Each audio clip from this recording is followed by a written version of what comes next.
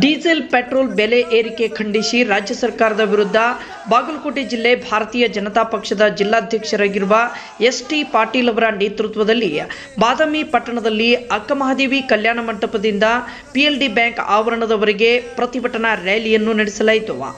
ವಾಲ್ಮೀಕಿ ಮಂಡಳಿಯ ದಲಿತರ ಹಣ ಕೋಟಿಗಟ್ಟಲೆ ಲೂಟಿ ಹೊಡೆದ ರಾಜ್ಯ ಸರ್ಕಾರಕ್ಕೆ ಧಿಕ್ಕಾರ. ಸಿದ್ದರಾಮಯ್ಯನವರು ಕೂಡಲೇ ರಾಜೀನಾಮೆ ಕೊಡಬೇಕು ಎಂದು ಘೋಷಣೆ ಕೂಗುತ್ತಾ ಬೃಹತ್ ಪ್ರತಿಭಟನೆಯನ್ನು ನಡೆಸಲಾಯಿತು.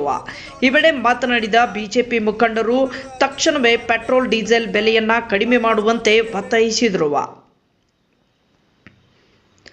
ನಂತರ PLD ಬ್ಯಾಂಕ್ ಆವರಣದಲ್ಲಿ ಬಾದಾಮಿ ತಹಶೀಲ್ದಾರ್ ಅವರ ಮೂಲಕ ರಾಜ್ಯಪಾಲರಿಗೆ ಪ್ರತಿಭಟನಾಕಾರರು ಮನವಿ ಸಲ್ಲಿಸಿದರು. ಈ ವೇಳೆ VH ಜಾಧವ್ ಶಿರಸ್ತೇದಾರರು ಮನವಿಯನ್ನು ಸ್ವೀಕರಿಸಿದರು. ಈ ಸಂದರ್ಭದಲ್ಲಿ ಭಾರತೀಯ ಜನತಾ ಪಾರ್ಟಿಯ ತಾಲೂಕಾ ಅಧ್ಯಕ್ಷರಾದ ನಾಗರಾಜ್ ಕಾಚಟ್ಟಿ, ಶೇಖರಗೌಡ, ಎಸ್ ಪಾಟೀಲ್, ಇಷ್ಟಲಿಂಗ್ ನರೇಗಲ್, ಹಳ್ಳೂರು ವಕೀಲರು, ಬೇಲೂರಪ್ಪ ವಡ್ಡರ್, ಗುಳೇದಗುಡ್ ಭಾಗ್ಯಶ್ರೀ ಬುದ್ನೂರ್, ಗೌರಮ್ಮ, ಭುವನೇಶ್ವರ್, ಬಾದಾಮಿ ಹಾಗೂ ಗುಳೇದಗುಡ್ ಕಾರ್ಯಕರ್ತರು, ಮಹಿಳೆಯರು, ಯುವಕರು, ಬಾದಾಮಿ ಪೊಲೀಸ್ ಇಲಾಖೆ ಅಧಿಕಾರಿಗಳು ಉಪಸ್ಥಿತರಿದ್ದರು.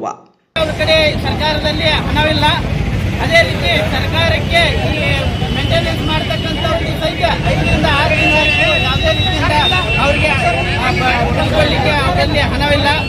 ಈ ರೀತಿ ನಮ್ಮ ಬದಾಮಿಯಲ್ಲಿ ಫ್ಯಾಮಿಲಿನೇ ಈ ರೀತಿ ಇದೆ. ಅದೇ ರೀತಿ ನಮ್ಮ ಈ ಸರ್ಕಾರಕ್ಕೆ ಕರ್ನಾಟಕ ಸರ್ಕಾರಕ್ಕೆ ಅತಿ ಹೆಚ್ಚಿನ ರೀತಿಯಿಂದ ಜನಾದೇಶ ಭಾರತೀಯ ಜನತಾ ಪಕ್ಷದ ಕಡೆ ಅದ.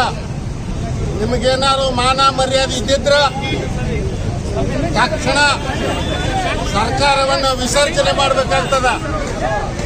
ಯಾಕೆ ಮಾತನ್ನು ಹೇಳ್ತೀನಿ ಅಂತಂದ್ರೆ, ಜನಾದೇಶ ನಿಂತಿದ್ದಾಗೂ ಸಹಿತ ನಾವು ಕೆಲವೊಂದು ಅವಕಾಶವನ್ನು ಕೊಟ್ಟು ನೋಡಿದೀವಿ. ನಿಮಗೆ ಯಾವುದೇ ಸರ್ಕಾರ